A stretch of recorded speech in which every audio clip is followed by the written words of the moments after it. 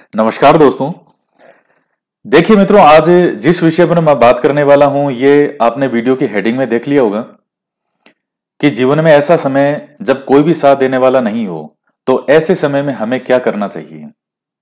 और ये वीडियो आपने ओपन किया है तो निश्चित रूप से ये समस्या भी आपके साथ में कभी ना कभी आई होगी, या मैं इसको समस्या नहीं कहूंगा, समस्या से ज्यादा ये कहना उपयुक्त होगा कि जीवन में ऐसा पड़ाव, या आप कह सकते हो जीवन में ऐसा मोड़। और ये सबके साथ में आता है, चाहे वो दुनिया का सबसे अमीर व्यक्ति हो या आपकी नजर में सबसे निर्धन से निर्धन व्यक्ति, सबके साथ में यह समस्या में कभी ना कभी उसके समय ऐसा आता है कि जब उसका साथ देने वाला कोई नहीं होता। और उस समय इंसान को यह लगता है कि नहीं, मेरे साथ कोई नहीं है। तो कई ऐसे होते हैं जिनमें मरने का भी ख्याल आता है, कई ऐसे होते हैं जो मरते नहीं, लेकिन उनके इतनी निराशा आ चुकी होती है कि जैसे शरीर में कोई भी जान ना बची हो। और विद्यार्थी जीवन में यह समस्या सबसे ज्यादा आती है। तो मैं एक एक पॉइंट पे बात करूंगा इसमें। इस पूरे वीडियो को बहुत अच्छे से सुनिएगा, एक एक चीज को। और मुझे पूरी आशा है कि ये वीडियो सुनने के बाद में अगर आपके अभी कोई भी जीवन में समस्या है, तो आपको वो समस्या का कोई भार आप पर नहीं लगेगा और आप हकीकत को समझ जाएंगे कि जीवन दर्शन है क्या। ये चीजें कभी कभी, इन चीजों को बहुत गहराई से समझने की आवश्यकता होती है। कभी कभी आपको लगता है कि नहीं, कोई चीज आपके लिए खराब आ रही है, हो सकता है वो जीवन में आपका समय आपके कुछ बेहतर करने के लिए आया हो।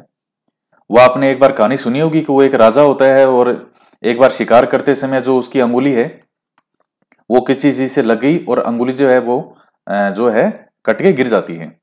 तो उसका कोई मंत्री मंत्री साथ में होता है, वो कहता है कि जो होता है अच्छे के लिए होता है, भगवान जो करता है अच्छा करता है। राजा नाराज होता है और उस मंत्री को जेल में डलवा देता है। फिर राजा फिर कभी शिकार विकार करने के लिए गया तो जो अपने साथियों से बिछड़ गया, और जो जंगल के लोग थे उन्होंने पकड़ लिया और कहा आज तो इसकी बलि देंगे हम। तभी एक आदमी की नजर जाती है कि इसका तो अंग भंग है, इसकी उंगली कटी हुई है, यह बलि के लिए उपयुक्त नहीं है, और उसको जिंदा छोड़ देते हैं। राजा वापस आकर के और उस मंत्री को बाहर निकलवाता है और पूछता है कि भाई, मैं पूछता क्या है, उसको इनाम देता है कि तेरी वजह से मैं बच गया, आज तूने सही कहा था। लेकिन एक बात बता कि मैंने तेरे को जेल में डाला, इसमें क्या अच्छा था कि महाराज अगर आपके साथ मैं गया होता तो आपको तो वो जाने देते, लेकिन मुझे पकड़ लेते और मैं यहां जिंदा नहीं होता। ये कहानी आप सबने सुनी होगी। ये हमारे सामने एक उदाहरण के रूप में चीज प्रस्तुत की जाती है, इसलिए रखा जाता है कि आपके जीवन में कोई भी समस्या है तो उसको सकारात्मक रूप में आप लें। तो पूरे वीडियो को बहुत अच्छे से सुनिएगा और वीडियो को लाइक जरूर करें, ज्यादा से ज्यादा शेयर भी करें, ताकि विद्यार्थियों को, आपके साथियों को यह चीज समझ में आ सके कि आखिर जीवन दर्शन है क्या, क्या है जीवन में। तो बहुत अच्छे से सुनिएगा। तो देखिए मित्रों, मैं आपको एक उदाहरण से समझा रहा हूं। यह जैसे मान लीजिए आप हैं, आप कोई परीक्षा की तैयारी कर रहे हैं। शुरू में यह समस्या 22, 23, 24 साल तक ये सामान्यतः जीवन में नहीं आती है, क्योंकि उस समय तक सबको आपसे एक आशा होती है, माता पिता को, आपके जो नॉन होते हैं, जानकार होते हैं, सबको लगता है कि कहीं ना कहीं आपका सिलेक्शन हो जाएगा, कहीं ना कहीं आपका नंबर आ जाएगा। तो क्या पता कल को आपसे कोई काम पड़ जाए। तो कहीं ना कहीं 23-24 साल तक आपको इस तरह की समस्याओं का सामना नहीं करना पड़ता। आपको बहुत कम ऐसे होते हैं जिनकी दिक्कत आती है, ज्यादातर के नहीं आती इस उम्र तक।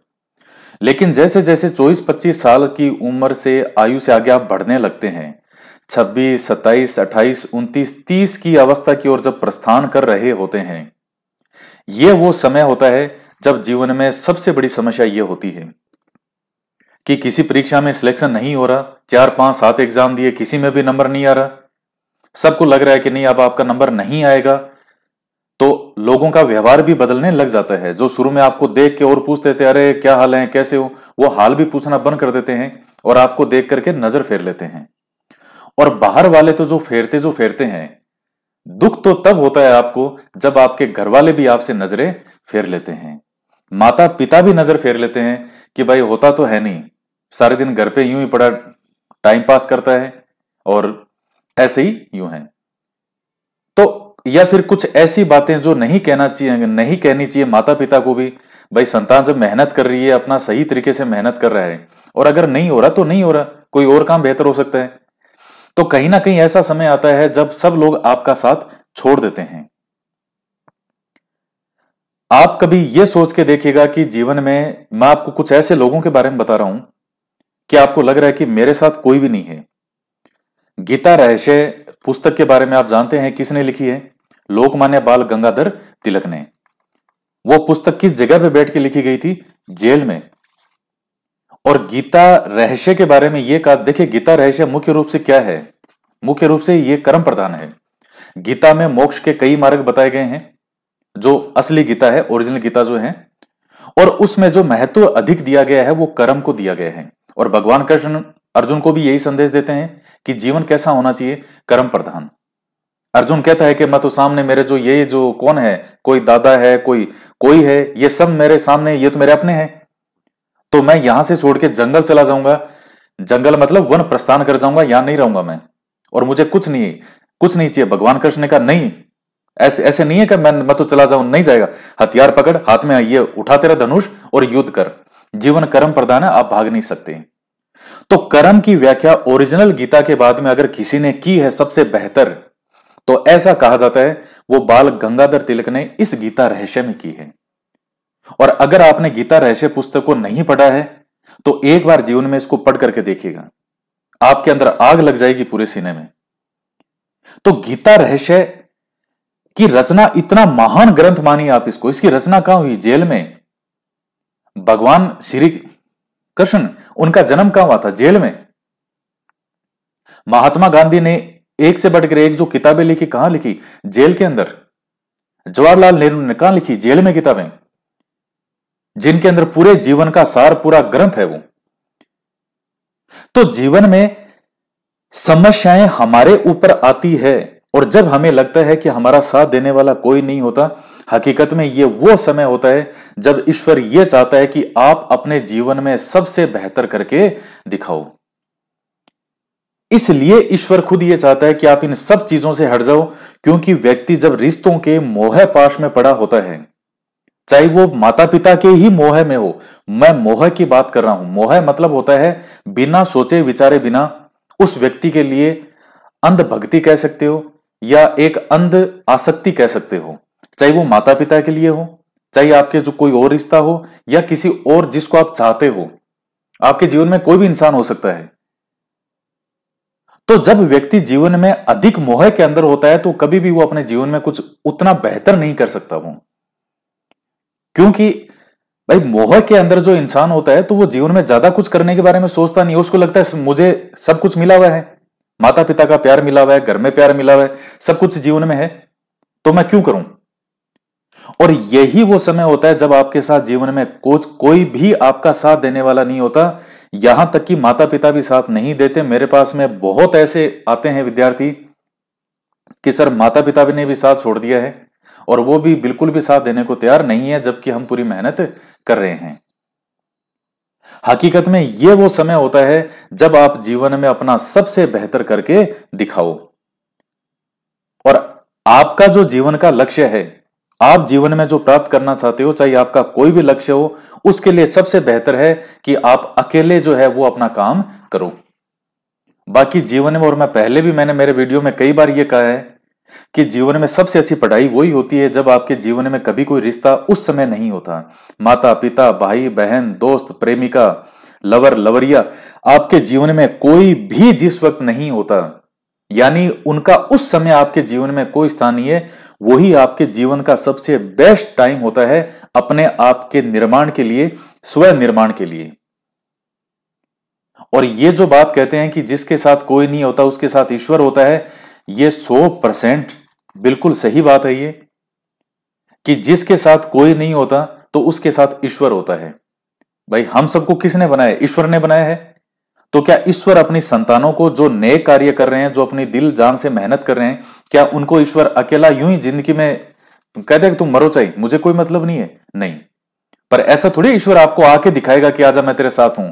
वो एक शक्ति है जिसको हम अनुभव कर सकते हैं। जब आपके साथ जीवन में कोई नहीं होता, आपका ईश्वर जिसको आप मानते हो वो आपके साथ होता है एक शक्ति के रूप में, और वो उस समय यह चाहता है कि आप अपने जीवन में सबसे बेहतर करके दिखाओ। उस समय को, जब आपके साथ कोई नहीं होता, उसको सकारात्मक रूप में लीजिए, ना कि नकारात्मक रूप में। सकारात्मक रूप में लीजिए कि अच्छा है, अब जीवन में कोई नहीं है, कोई मोह माया नहीं, कोई पाश नहीं, कोई बंधन नहीं, कोई नहीं है।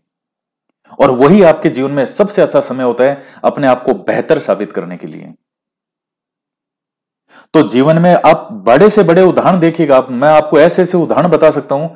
अब आप लोग उनका सिर्फ नाम पढ़ते हैं, उनकी जीवनियां कभी पढ़ के देखिए। स्वामी विवेकानंद को सब जानते हैं, ऐसा कोई नहीं होगा जो स्वामी विवेकानंद को नहीं जानता होगा। आप उनको कभी उनकी जीवनी पढ़ के देखिए आप, कि कम उम्र के अंदर ही उनके पिता की मृत्यु हो जाती है। इतने बड़े पिता उनके क्या थे? बैरिस्टर, जाने माने बैरिस्टर थे वो। बैरिस्टर मतलब वकील। कम उम्र के अंदर पिता का चले जाना, घर की हालत दिनों दिन इतनी खराब हो जाना कि दूसरे टाइम घर का खाना कैसे बनेगा यह भी नहीं था। लेकिन आज आप जानते हैं कि स्वामी विवेकानंद सारी दुनिया जानती है। इनके समय भी जीवन में ऐसा समय आया था, आप इनकी जीवनी पढ़ के देखिए। ये अपने गुरु जो थे इनके रामकृष्ण परमहंस, उनको कहते थे, गुरुजी मैं जिंदगी में इतना निराश हो चुका हूं, मुझे मुझे मेरे साथ कोई नहीं है। तो रामकृष्ण परमहंस जी इनको कहते हैं कि तुझे कोई क्यों चाहिए? स्वामी विवेकानंद जो कहते हैं उनको ये कहते हैं कि गुरुजी मेरे साथ कोई नहीं है। तो स्वामी जो रामकृष्ण परमहंस जी कहते हैं तुझे कोई क्यों चाहिए? तेरे जीवन का जो लक्ष्य है तू उसको प्राप्त कर दूं। तुझे ईश्वर चाहिए तो ईश्वर प्राप्त कर दूं। ये क्यों कहता है कि ये लोग मेरे साथ नहीं है, मेरा ये रिश्ता मेरे साथ नहीं है, मेरे जो पिताजी हैं उनकी बहुत पहले मृत्यु हो गई थी, मेरे घर में ये दिक्कत है। जीवन में इन सब चीजों पर निराश होने के बजाय, दुखी होने के बजाय, जब आपको लगता है कि आपके साथ कोई नहीं है, वो आपके जीवन का सबसे बेहतरीन समय होता है। और इस जीवन में जो भी व्यक्ति कभी भी कोई महान, जिसको आप समझते हो कि ये बहुत महान है, या आपके जीवन में कोई भी ऐसा व्यक्ति जिसने बहुत बड़ी सफलताएं हासिल की हो, कभी भी गहराई से उनके निजी जीवन को झांक के देखने की कोशिश करना। जो भी बड़े बड़े लोग हैं, फूलों की सेज पर बैठ करके कोई भी कभी महान नहीं बना, और बहुत बड़ी सफलता वो कभी भी फूलों की सेज पे बैठ के नहीं मिली किसी को। कांटों की सेज है। कभी उनके जीवन को देखेगा कि उन्होंने कितनी दुनिया की आलोचनाएं, नफरतें, कितना ऐसी चीजें झेली है कि उनके खुद के परिवारजनों ने उनको साइड में कर दिया था कि इनका तो कुछ नहीं होना है। या किसी के बचपन में माता पिता का देहांत हो गया। बहुत बड़ी बड़ी सफलताएं हासिल की आप उन लोगों को देखना कि माता पिता का बचपन में देहांत हो गया था। इसके किसी के यह समस्या हो गई थी, किसी का बाद में साथ छोड़ दिया किसी ने, किसी के कुछ हो गया, किसी के कुछ हो गया। तो जब भी आपके जीवन में ऐसा आए, आप उस समय को हमेशा सकारात्मक रूप में लेना कि वो समय आपके निर्माण के लिए आया है, ना कि आपको कोई निराश करने के लिए नहीं आया। वो समय ईश्वर ने आपको इसलिए दिया है कि मेरी संतान है तू, मेरे बच्चे, अब तेरे साथ कोई नहीं है, मैं तेरे साथ हूं। और जब मैं तेरे साथ हूं तो तुझे और किसी के साथ की जरूरत नहीं है, किसी की भी नहीं है। और इसलिए मैं फिर से कह रहा हूं, जिसके साथ कोई नहीं होता उसके साथ ईश्वर होता है, उसके साथ भगवान होता है, और जिसके साथ भगवान होता है उसे दुनिया में किसी भी दूसरे की जरूरत नहीं होती। ईश्वर हमेशा अपने बच्चों के सर पर हाथ रखता है। इस दुनिया में जो एक छोटे से छोटी जो चिंटी भी है, उस पर भी उस ईश्वर का हाथ है। कहीं से वो भी अपने भोजन का प्रबंध कर लेती है। ईश्वर ने भूखे मरने के लिए भी नहीं छोड़ा किसी को, कहीं ना कहीं अपना हो जाता है। तो आप तो फिर इंसान हो। इतनी लाखों जन्म के बाद में एक इंसान का जन्म मिला, ईश्वर आपको यूं कर देगा साइड में कि तेरे साथ कोई नहीं है तो मैं भी तेरे साथ नहीं हूं? नहीं। तो इसलिए मेरे प्यारे मित्रों, मेरे प्यारे प्यारे बच्चों, जीवन में कभी निराश मत होना, अपने आप को स्ट्रांग बनाओ। और जब भी ऐसा समय आता है तो यह सोच के मेहनत करो कि ईश्वर ने आपको इस समय कुछ बेहतरीन करने के लिए चुना है। तो उस समय का भरपूर लाभ उठाओ और जीवन में वो करके दिखाओ जो लोगों ने आपके लिए सोचा भी नहीं था कि आप ये कर सकते हो। तो आज के वीडियो में इतना ही, और ज्यादा से ज्यादा इस वीडियो को लाइक कीजिएगा, शेयर कीजिएगा। तो मिलते हैं नेक्स्ट वीडियो में। जय हिंद, जय भारत।